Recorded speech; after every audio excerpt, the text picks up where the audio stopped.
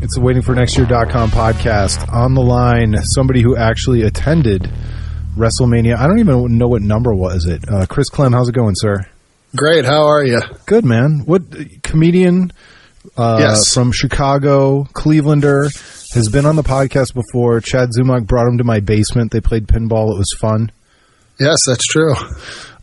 So what WrestleMania number was this? It's number 32, but they're trying to they're trying to downplay the numbers. They only referred to it as WrestleMania Star or WrestleMania Dallas pretty much officially the whole time. That's really funny. Is there any kind of conspiracy theory or leading suspicion as to why they're doing that? Just that they're trying to downplay how many they are. Like, it's going to drive younger people away. Like, I missed the first 31. I can't watch this one. Well, I guess we do live in the Netflix culture where everybody's kind of a completist and they got to see everything. Yeah, that is. Like, people think they're going to miss something out. Binge watching has gone from, before people would see a movie and they'd be like, oh, I didn't see the first one. Am I going to understand? To now they have to actually see every episodic 1 hour episode. Like, say there's 30. They're missing out if they miss 2 of them. Well, and I used to be like this with my radio shows. I'd listened to, up until probably a year and a half ago, actually, you know what? I can tell you when. I'd listened to every minute of every Opie and Anthony show since they'd been back on XM radio until probably 6 or 8 months after Anthony got fired.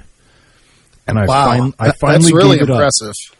Is it, or is it psychotic and obsessive? Like, there's stuff that I love that I don't even keep up on every day, and for you to listen to every single episode of that show is really impressive. I used to love Christmas break when they would take 2 weeks off because I would catch up. I'd be like a couple weeks behind, and I would catch up when they're on vacation. Yeah, I'm actually a friend of mine sent me a clip of all their Joe Piscopo episodes. I'm like an hour into that right now. I'm in a much healthier place now because it's like those Joe Piscopo episodes are hysterical, absolutely hysterical, because they caught Piscopo after he was no longer on the top of the world anymore, and so they really took no shame in like ripping on him a little bit and abusing him. Although, did you ever hear about what they did to Richard Jeni? No, but I do know how Richard Jeni's life ended. So yeah, well, it turned out that that wasn't such. It was an especially not fun end of Richard Jeni's life for the guys who made him wait outside the studio, looking through the glass and performing to get into the studio. Oh man. They really ran him through the ringer, and it was just the way they operated in those days. Like, it was the height of shock jockery. Oh, yes. And cringe radio was at a premium, and we all loved it. And, as we all got older, and including the hosts, I think everyone was like, man, how do we live with ourselves back in those days? Well, I mean, I think everything evolves a little bit, because I know there's a guy who was a big fan of that show who had that cringehumor.com website, and now he owns a comedy club in New York, and it doesn't really even cater to that anymore. Yeah, well, I think the world changed, and I think that we all got older too, and it's once you start having kids and like bullying becomes an actual thing that you have to teach your kid, as opposed to this bullshit thing that new kids made up because they're too weak. Like, I don't know. My thinking evolved. I grew as a human, I think. Oh, that's good, I guess. I guess. I'm not sure it's helping comedy. No, it might not be helping comedy, but it will help you raise your kids, right? I guess. So anyway, you got to the not quite 30-second, the WrestleMania Dallas, we'll call it.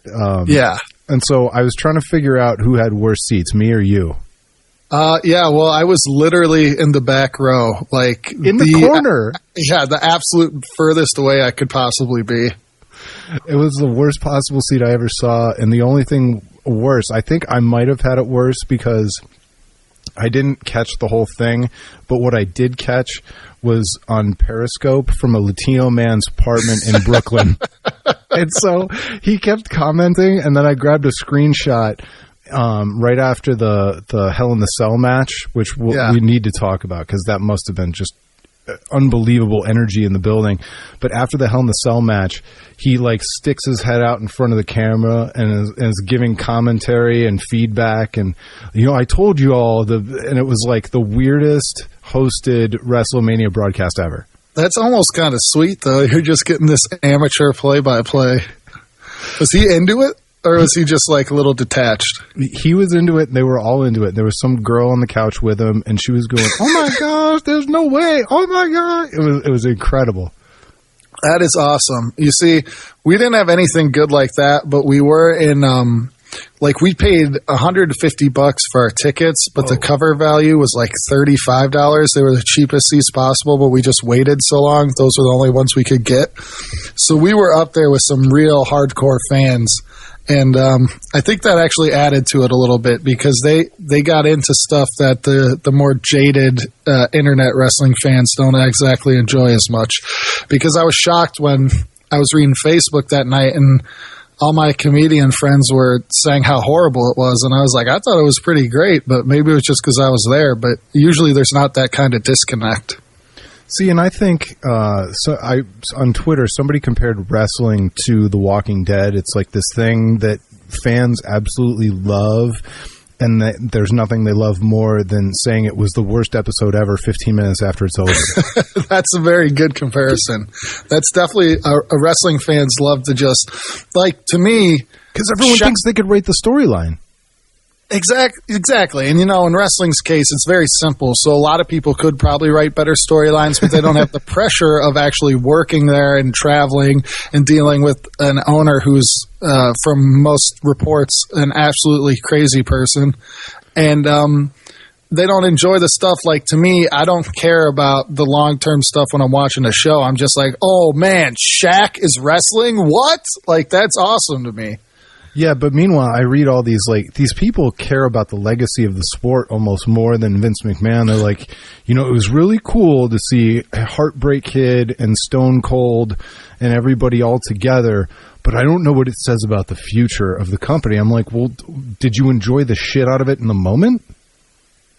Yeah, I mean, that's true, and I get what they're saying because when me and my one buddy were talking, like, this is awesome, but there's no way they could sustain this on a weekly basis or do any of this long term, but it's awesome in the moment, so just enjoy it while it's happening and then worry about that stuff later if that's the kind of fan you are. Well, and isn't this kind of the legacy of WrestleMania anyway with, like, Pete Rose and the chicken and all that stuff? Yeah, I mean, I'm a big enough of a nerd that I've watched every WrestleMania and I own them all on DVD or Blu-ray. And each year you could watch it on its own, and there was always ridiculous stuff. WrestleMania 2 had the Where's the Beef lady as a special guest ring announcer. Like, now is when you're getting protective over it. At least people are still enjoying it. I mean, it could be a lot worse than Shaq and Maria Menounos.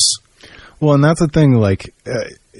that's another reason why they're probably playing down the numbers, because if you look up WrestleMania 2, kids today wouldn't have any idea about Where's the Beef, and it wouldn't... I mean, that was a hack joke 5 years after it started. Well, WrestleMania 2 is amazing because it not only has the Where's the Beef lady from Wendy's, but it has a guy named Herb, who I guess was in a Burger King commercial that was pretty popular around the time. So it's like the first crossover of fast food promotional icons. Well, icons is a strong word. It's a strong word. I was going to say, and someday you and I, maybe we can have a beverage and high five over avoid the Noid jokes. They've gotten smarter. Maybe this is another place where we've developed where you can't get away with quite that level of product placement. Yeah, I mean, people definitely sniff that out now. Like, at WrestleMania, they had an ad for Snickers featuring Ric Flair and Zack Ryder, who are wrestlers. And that's like the level of product placement people will accept now, not like the living embodiment of a brand participating in a match. Yeah, like they would be really ticked off if Flo showed up in a Divas match. I don't think the WWE is going to do anything like that because I'm trying to think of the last one who did, and Jared was a special guest ring announcer multiple times, and I think they're probably just going to back away from that now. Back away. I get it. So maybe they're like, hey, we don't know. Flow seems great, but our fans don't like it, and it could cause some problems down the road. Oh, man. Have they erased Jared from their on-demand platform like they did all the Hulk Hogan stuff? I don't know. I think when they show stuff with Chris Benoit, they have a disclaimer saying, like, this is starring somebody we don't approve of or associate with, which is weird because he's in so much less than Hulk Hogan. I guess they figured nobody would really notice it. But the Jared stuff, I believe, is still on there. Well, and that's weird, too, because, like, if you show a Chris Benoit highlight video, does anybody really think that you're also co-signing on the, when he went nuts and murdered his family and killed himself? Nobody's co-signing on that for sure, but I think maybe they're worried that people will start to put the fact that he had so many concussions together with their arduous touring schedule and maybe realize they might have a little bit to do with that. Yeah, I guess. I just kind of feel like, I've gone to see some rock bands with some pretty despicable members who've done some interesting things over the years, and it's like we're really picky and choosy about who we hold accountable. That's true. I had this conversation this weekend with some of my friends about how I don't like Mel Gibson's behavior personally, but I'll always watch Lethal Weapon. But I can watch that and be fine. But people somehow can't watch like Chris Benoit or even Hulk Hogan for that matter and not think about what they did. And it's weird how like the Chris Benoit thing, whatever, just disclaimer, but people are like, well, Mel Gibson said racist stuff. He's a horrible human being. And even though that's much worse than killing people. Well, and there's a timing function to it as well. Like Mel Gibson did his thing, but then he's kind of like he's presented awards at award shows and he's kind of lived past it. Yeah. Whereas like Bill Cosby's entire career kind of has to get erased because it came out right at the end. That's true. Like there was no chance he was so beyond his prime. There was no chance for him to like do a mea culpa or overcome the adversity. If you could. I mean, certain adversity is like Jared Fogle. I don't think you can overcome. So no, I mean that in that way. You know what I mean, though, from a timing standpoint. No, yeah, that's true because Mel Gibson he's played a villain in a couple movies, and he's able to bring that real life stuff into it, and in a way, it almost smooths it over because you're like, oh yeah, he's good at this. Whereas Bill Cosby's 20 some years older in his 80s. There's no more. He's not touring really, and when he is, people. It's a big deal and people don't want to hear about it. He's not coming up with new material, I should say. His stand-up act now is basically like a greatest hits presentation. But we've been through a lot of this whitewashing, and I know we're kind of far afield of WrestleMania, but it doesn't matter. It's an interesting conversation. We've dealt with a lot of this kind of whitewashing the past over the last couple of years, whether it's the Cosby Show and repeats or even Dukes of Hazzard, because of the General Lee with the Confederate flag, and that's another case where I'm like, I get the Confederate flag is not okay, but I don't think anybody's co-signing on the Confederate flag because we like to watch an action show from the 80s that was goofy and dumb. Exactly. Here's a way to tie this back to WrestleMania. The Fabulous Freebirds were inducted into WWE Hall of Fame this year, and the WWE made very special work to make sure no clips of them wearing Confederate flag clothing, face paint, belt buckles, or capes was anywhere in any of their highlight videos because they did that a lot in the 80s. And I don't think that would have happened 5 years ago. No, that's a good point. That's a really good point. But the thing is, it's like, how much it's like your grandmother, who had the wrong kind of terminology for minorities. She didn't hate anybody, but she had the wrong terminology. Do you hold that against her? She's just a person at a time. Yeah, I mean, in that case, you don't, because even though it's wrong, people didn't really think about it. And this gets into some really deep stuff, but a lot of the reasons why prejudice or whatever happens is out of fear, and people they're not exposed to that environment. So a guy like the Dukes of Hazzards, that's a Southern thing. A lot of Southern people aren't necessarily hateful. They just have never known that it's wrong or that it would hurt somebody to be supporting that. I don't know if I'm making sense. No, I mean, it is. It's about exposure. You can't be tolerant of something if you're never exposed to it in the first place. Mm-hmm. It's just different and scary. But it's interesting because any company has to kind of deal with its legacy. But when you've got a legacy that's filled with so many giant personalities like WWE, it seems like even more problematic. I mean, nobody talks about the fact that, how many wrestlers have died in like drug-fueled hazes. Miss Elizabeth died of an overdose, for God's sake. Yeah, and she died in another wrestler's garage. Yeah, I can't remember who was around. Who was there that day? Lex Luger, who also it was. I'm sorry, it was not Lex Luger. It was Sting. Sorry, I'm not as up on wrestlers as you. As Sting and Lex Luger were very close. They used to own a bodybuilding gym in Atlanta called Main Event Fitness. Okay, so all right, then I don't feel so bad anymore. All right, back to the actual action. I thought that the Hell in a Cell match was really incredible. Obviously, Shane McMahon creates one of the highlights of all time, jumping off the cage. What was it like? The energy in the building while that was happening, even up where you guys were. Well, I believe the match before that was, excuse me, the Divas Triple Threat, the women's Triple Threat match, which everybody seemed to be pretty into. And there was 3 matches left, and I think most people knew that was coming. And so when Shane McMahon's music hit, everybody went crazy. And obviously at WrestleMania, the biggest entrance of anybody, even if it's not the biggest production-wise, is The Undertaker's. It just turns into 90,000 people videotaping it on their phone the entire time. So everybody was into it already, but then the match was pretty slow-paced for the first 10 or 15 minutes. But every single person there knew Shane McMahon was going to do something insane because that's just his MO. So after he did the coast to coast where he does a drop kick from the side of the ring, most people are like, wow, that's pretty impressive.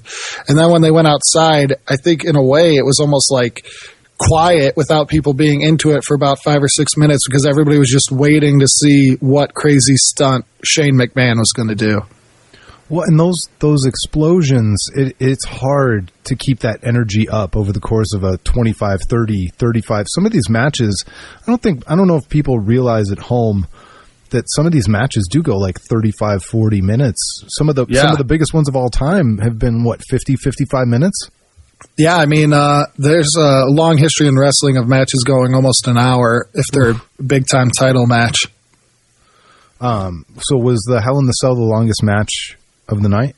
No, I think the longest match was the Triple H Roman Reigns title match, but I might be wrong because there was a middle period of that Hell in the Cell match where not a lot was happening, and it was almost like tension was building, and both those guys are older, so there wasn't a lot of mat action or anything like that happening, so it could have been as long, but in a way it didn't seem as long, even though that stretch seemed like a long time.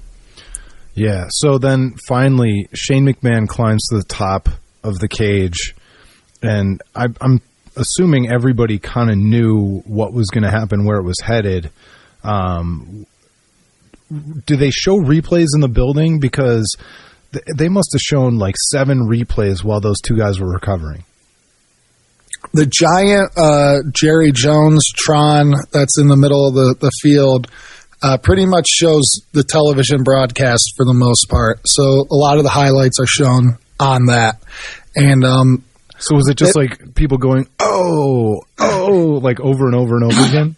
You don't hear that, though. They don't play the audio in the arena for the replays. Oh, okay. They just show that. But everybody was like, oh, man, like people thought, I mean, a lot of people really thought Shane was hurt, and people were freaked out because when Mick Foley jumped off the cell in 1998, it was not nearly as big as it is now. It was constructed differently, and now it's probably about a third taller than that was. And this is the first time somebody's jumped off the top since then. And Shane looked like he took a pretty hard fall. So a lot of people were just watching the replay like quiet, like, oh man, is this guy legit hurt? Well, and it's very possible in a match like that with a fall like that a guy could legitimately get hurt no matter how much planning you do. It's just impossible to eliminate all risk. And especially because when a lot of times they do big spots like that, they'll do it in a weird area where they'll have it like taped off and they'll have like crash pads underneath. Right. But he went through the actual announcing table, and there's no way they could have done that because those guys wouldn't have been able to sit there for the previous 3.5 hours if there was like a big pad underneath. Yeah, I heard some people were claiming that there was like an air pad underneath or something or whatever, and I don't think so.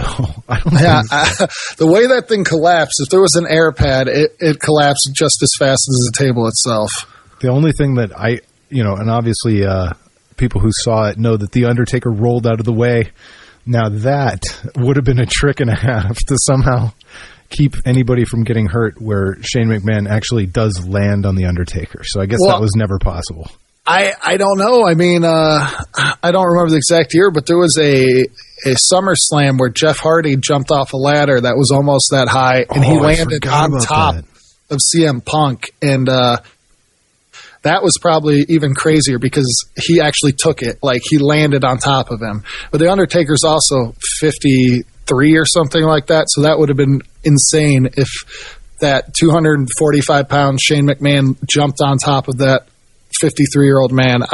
Then I probably would have like choked or something on my drink. And how much longer? I mean, I'm looking it up right now. You're close. He's 51. How much longer? Okay. How much longer can they continue to bring out The Undertaker? Is he just a one event a year kind of a guy now? Yeah, I think the last 4 years he's only been at WrestleMania. It's just basically a chance to prolong his career. But ever since he lost to Brock Lesnar 2 years ago, his last two matches have been a lot of extra stuff, like stipulations and garbage stuff they add to it, so he doesn't actually have to wrestle quite as much. In a way, it's still punishing, but it doesn't mean he doesn't have to be as sharp athletically. Yeah, well, and he's not. He's not.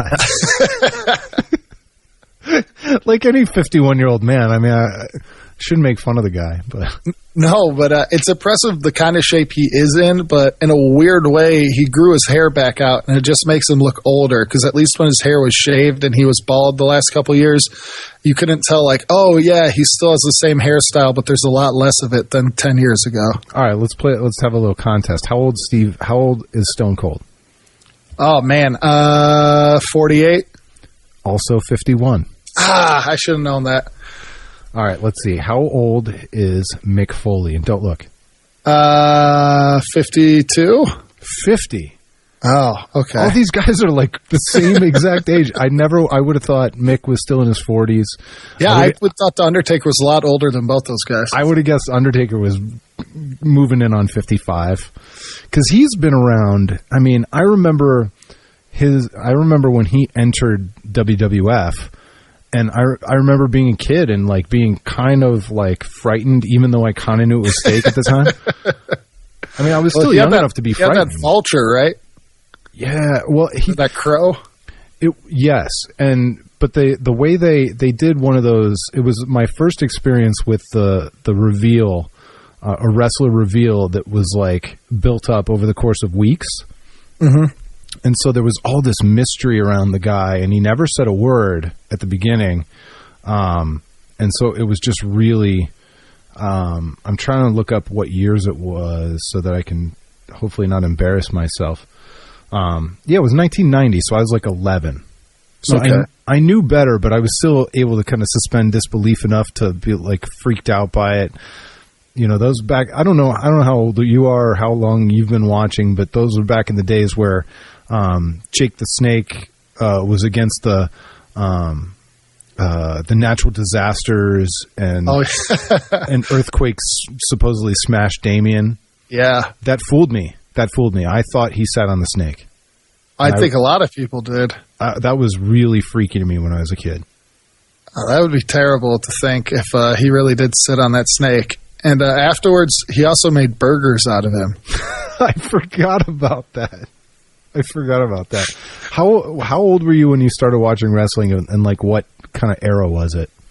I'm 30, so I'm a little bit younger than you. Yeah. But I definitely remember watching it as a kid. Like I remember watching WrestleMania 9 and Hulk Hogan ducking the salt in the eyes, and they went into Yokozuna's face.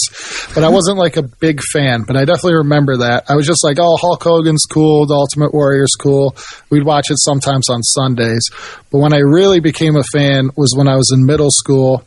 It was right in the height of the WCW, WWF days, and like everybody at school was watching it, and you had to like watch it, or you had nothing to talk about on Tuesday when you'd come into school.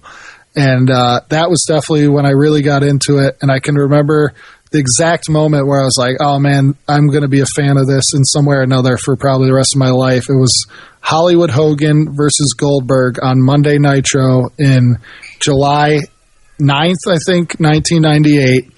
And I remember I watched it, and I got so excited, and I stayed up all night with my brother waiting for the replay on TNT to start at 3 a.m. just so I could watch it again. That's so awesome. I was never into it quite that much, but as you can tell, I still have enough like history with it that I check in from time to time, and I find it interesting. For those who don't remember, haven't figured it out, we're talking to Chris Clem. He's a comedian. He's also a giant Cavs fan. Chris Clem's Cavs Cast. Yeah, I'm probably being way too serious when it comes to wrestling on this podcast. No, it's cool. Was it worth all the money and effort to get down there? Yeah, I mean, it was the 6th time I have gone with this group of friends, and okay, so it's like a it went from a one-time trip to like we have to keep doing this, and now it's like, you know, we're driving back on Monday. It's like, hey, so we're going to go next year, right? Like, yep. Do you even know where it is next year? It's in Orlando. Oh, that's a great trip. Yeah. Hell yes. So they obviously can't do it in the same size venue as they did this year. So did they scale it back and put it in a basketball arena? Because it's the Amway Center down there. No, at this point, you know, I don't know about their television ratings and their regular live attendance, but WrestleMania has become enough of a brand that it's a stadium show. It's like the stadium show they run every year. I can say they're doing it the Citrus Bowl. Yep. And they did it there, WrestleMania 24, and the WWE themselves paid $60 million of their own money to renovate the Citrus Bowl. So wow. It makes sense that they're coming back already. Yeah, I bet they're getting a good deal on the lease for the event. I don't think they paid anything last time or this time because they made those improvements, but I might be wrong on that. But I can say for myself, I don't watch that much anymore. I mean, I keep up with it online, and I'll watch it every once in a while, but I'm definitely still super excited at WrestleMania. So even with all that planning and the commitment, you don't go to the trouble to get yourself some tickets ahead of time? Yeah, you know, we're idiots. I don't know what to say. We're grown men, and we're in our 30s now, and we should know better, but we don't. We don't know, and we wait till we have to pay 4 times face value for these tickets. So that's something we're definitely going to try to do next time. How many of you guys are there? This year there's 4 of us that have gone almost every year, and this year we had somebody else join us, and every once in a while somebody will come, but 4 of us have gone 5 of the times, and 2 of us have gone every time. So you squeeze 5 people into a car? How annoying is that? Oh, it was terrible because we had to pick up a buddy from the airport on Sunday who was coming to the show, and we were in my Prius C, which was incredibly cramped because we had 2 guys who were about 6'5", a guy who's 6'3", then 2 guys who were 6 feet tall in this tiny compact hybrid. At least you drove, man, because we used to I went to school in Boston. We used to road trip to the casino in upstate New York before, you know, gambling was everywhere. Mm-hmm. And the middle seat in the back of it was an SUV, but the middle seat in the back was just like the worst. It was just the rake. Yeah, well, after we picked up for airport, the guy we picked up is about 6'4", and he's like, no, I'm going to sit in the middle since you guys had to pick me up. And I was like, all right. Has he ever heard of Uber, your friend? Yeah, well, he's cheap, so he did buy us drinks at the show, though. All right. So I was saying, the Chris Clem's Cavs cast. So you're obviously, and I got to tell you that your podcast has achieved that level where, like, I know that I listen to all the episodes. I don't know exactly what you talk about on every episode, but I know I like it, and I think that's the biggest compliment I give to a podcast is like, yeah, I listen. No, I don't know exactly what you talked about. It just kind of washes over you. I appreciate that. Yeah, no problem. I know exactly what you mean. It's in my rotation, but I can't let you go without talking about the Cavs a little bit. So, obviously LeBron's flipped the switch. Do you think the team is like ready to go? I mean, Golden State's looking a little bit vulnerable, or at least as vulnerable as any 9-loss team can look. Well, thank God he unfollowed the Cavs, right? Because that was the start of it all. He really wasn't kidding. He's like, I can't follow him on Twitter or Instagram. It's over, and now I'll play better, so you guys forget about this. He definitely has flipped a switch, right? I don't even think there's arguing that at this point. And even guys like Kevin Love, like I have the game that's on right now. I have it paused, so I don't know what happened. But he had like 14 points in the first 5 minutes, and he had a good game yesterday. And J.R. Smith, everybody seems to be clicking right now, and it couldn't come at a better time. But I'm also kind of mad because it seems like they could have been playing like this for the entire season, but they haven't been. Do you think it was important for them to play like this the whole season, though?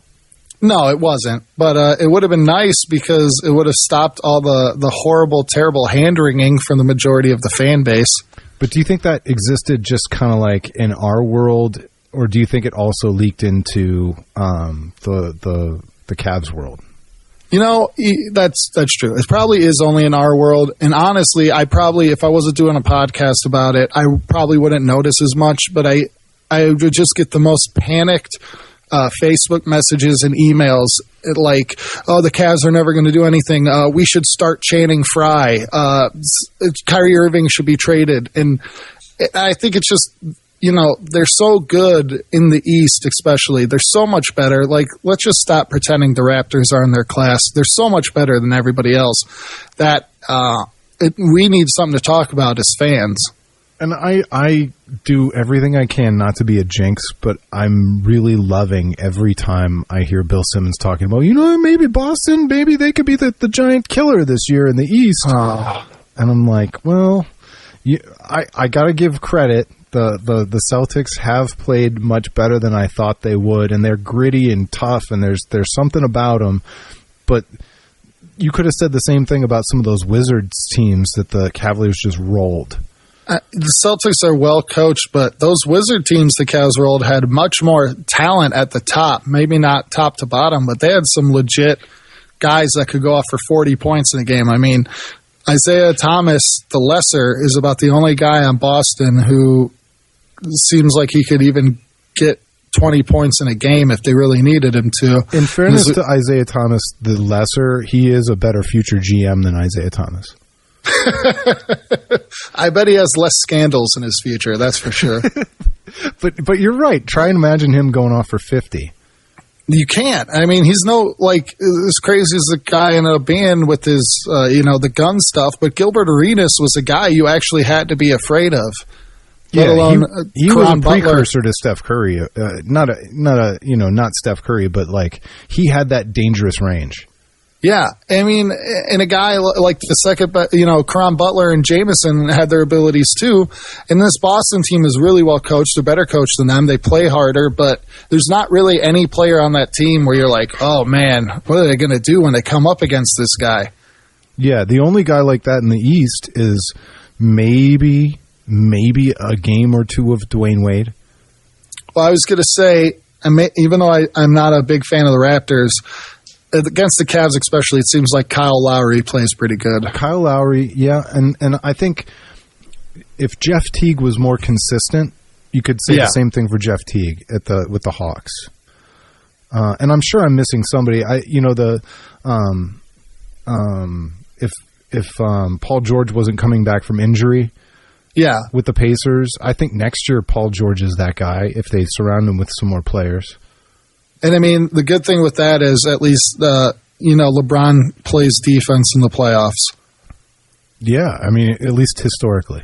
Yeah, that's true. He might take off 2 rounds this year. But you're right. Except for like Wade, really, there's not one guy who you could be matched up against that you're like, oh man, they got to do something because this guy could win 2 games by himself. I mean, a guy like Andre Drummond is great, but he's not a guy that they can really give it to win the game or anything like that. No.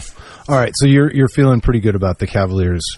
Finally, I mean, right now, even the games that when they haven't played that great the last couple of weeks, they just seriously look like they're finally all like, all right, it's almost a playoffs time. Let's give it 2 weeks of actually trying, and then we'll be on the same page for the first round. And then, I mean, we talk about it this weekend. I don't honestly see the Cavs losing more than, and I might be jinxing it now, more than 3 games before they get to the finals, 3 to 4. Yeah, I mean, I don't think you or I have the power to jinx it, but I'm with you. I hate saying anything. But how many games did they lose last year before the finals started? They lost 2 to the Bulls. That was it. Yeah. They swept the Celtics and swept the Hawks. They did, didn't they? They swept both of those. Yeah. Yep. Okay. So, yeah, they lost 6 games in the entire playoffs last year and lost. Yeah. I mean, which is crazy, but that finals was a different story altogether. Oh yeah, and even the finals, like, I was proud of that team. It was hard. It was hard to, like, I was crushed by it, but there was a weird pride about that team last year. Oh, for sure. It was just a grinded out, overmatched team that still never, for once, took a playoff and were in it all the way to the end. Yeah. So how can people find Chris Clem's Cavs Cast? Because I've seen it called the C4 Podcast, and then I go with the long name because I'm showing off. Yeah, I'm trying to get it to that because there's a religious group that has a podcast called the C4 Podcast, and there's this Canadian broadcaster who looks like former WCW wrestler Norman Smiley who has the C4 Podcast. And I'm trying to get that out there so people don't search that because mine's like the 3rd one that comes up if you search that on iTunes. The easiest way would be to go to chrisclem.net/podcast, and that's the direct link, or just search Chris Clem Cavs Cast on iTunes. It should take you to it. It's also on Stitcher, the same search thing, but I don't think those other C4s are on Stitcher, so it should come up faster on that. I think you should change it to CB4 and steal that Chris Rock rap movie. They're not using it. They've abandoned the intellectual property. The Gusto Cast. The Gusto Cast. All right, man. We got to do this more often as the playoffs pick up. But I really appreciate you coming on. And any other dates or things you want to plug? Because you're a full-time comedian. I know you're out there doing stuff all the time. The only thing in Northeast Ohio, because I assume that's where all your listeners are. That's where most of mine are. I think we got some Chicagos. I think we got some Chicago. There's a lot of transplants out there, so I could see that. The only thing I have in the near future there is it's related to this podcast, I guess. Next Wednesday, I will be in Kent, Ohio, at the Outpost, opening up for former wrestler Rob Van Dam. RVD? Yes. What does it mean to open up for Rob Van Dam? It means I do a set between 10 and 15 minutes on a show full of a wrestler who was never known for his speaking ability, does a one-man show. But he has 2 comics with him, so I think they're actually interviewing him. He's not doing the heavy lifting. How many times does he turn around and do the thumb thing at his back?